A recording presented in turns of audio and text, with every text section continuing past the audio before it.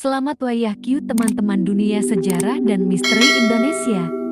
Kali ini saya akan menceritakan cerita seram berepisode. Terima kasih sudah menonton video ini. Jangan lupa like dan subscribe channel kami agar kami semangat dalam membuat video-video selanjutnya. Dan jangan lupa nyalakan loncengnya agar tidak ketinggalan episode selanjutnya. Semoga yang subscribe diberi kesehatan dan diberi rezeki yang melimpah. Amin. Kita mulai ya teman-teman, selamat mendengarkan.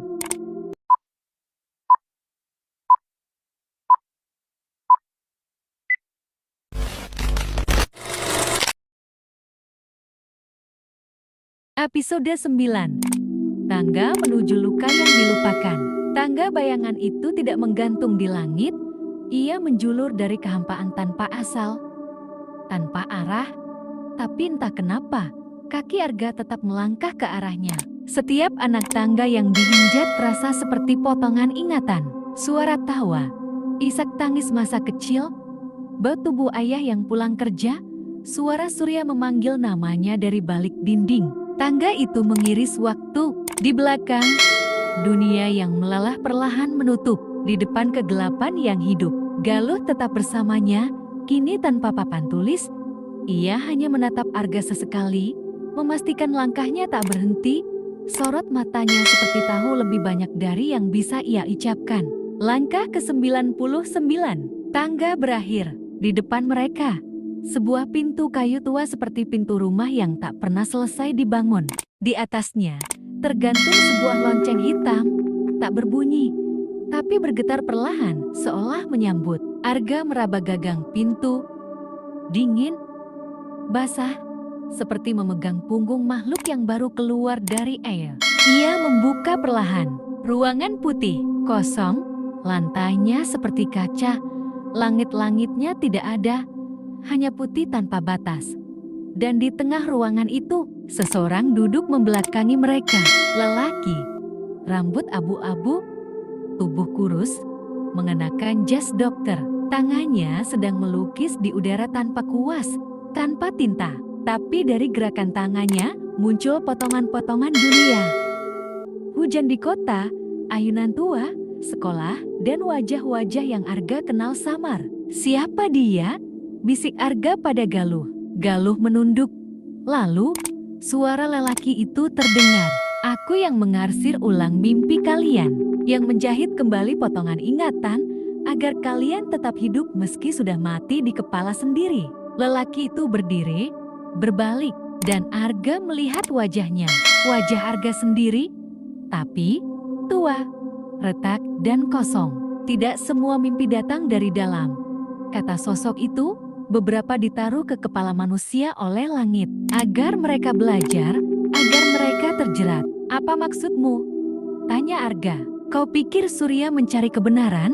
Tidak. Ia dijadikan jalan, korban pertama agar kau ikut turun. Turun kemana? Ke sini.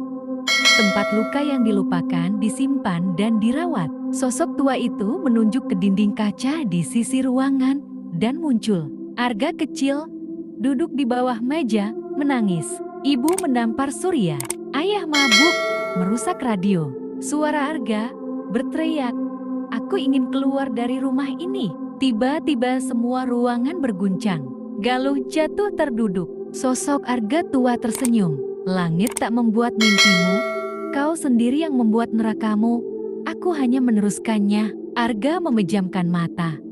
Semua kenangan buruk itu yang ia kubur, ia ingkari kembali menelannya hidup-hidup. Tapi di sela kepanikan itu, suara kecil memanggil, Arga. Suara Surya. Arga membuka mata. Di balik dinding kaca terlihat Surya, lemas, kurus, terkurung di balik kaca yang berdenyut seperti organ hidup. Dia belum jati milik langit sepenuhnya, ujar Galuh lirih.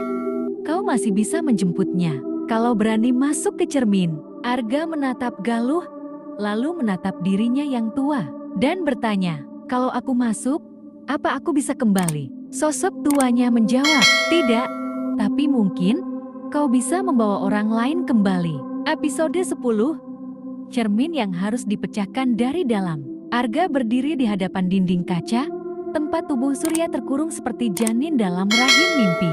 Gelas bening itu bukan kaca biasa. Ia berdenyut pelan, memantulkan bayangan Arga, tapi bukan bayangan yang bergerak bersamaan.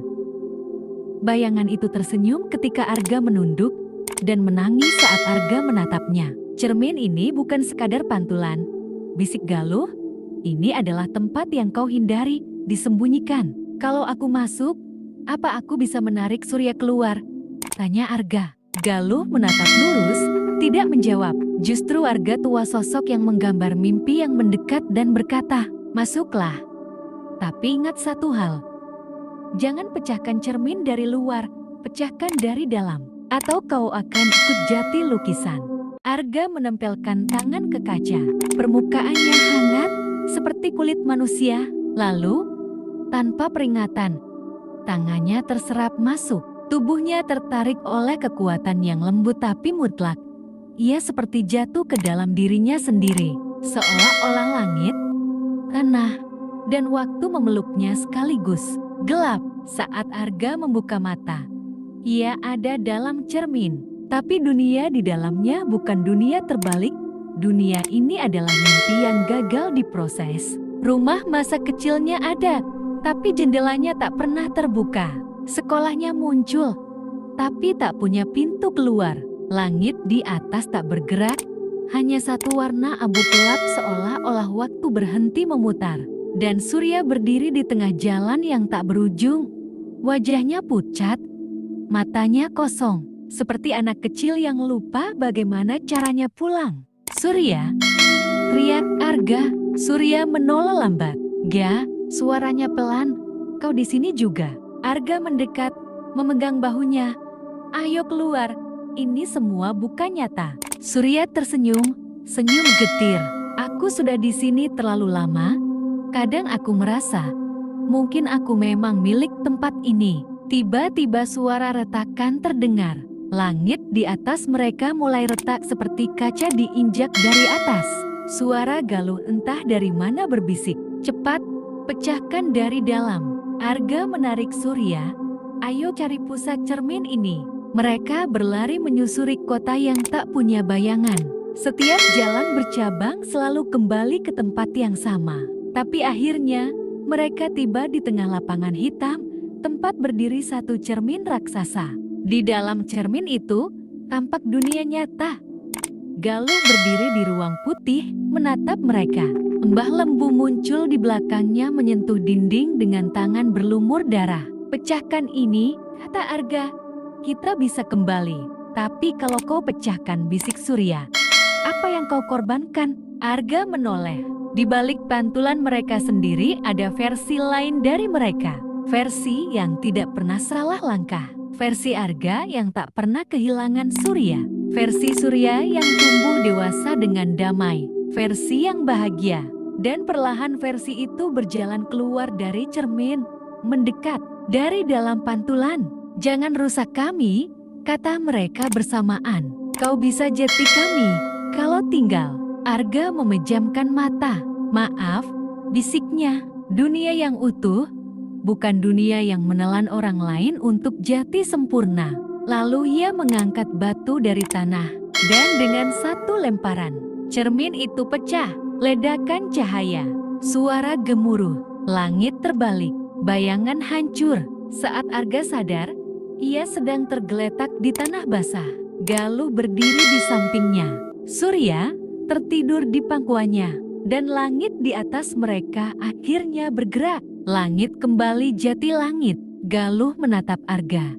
Kali ini dengan senyum samar. Di papan kecilnya, ia menulis, kau pecahkan cermin itu, tapi tak semua bayangan hilang. Arga menatap ke tanah.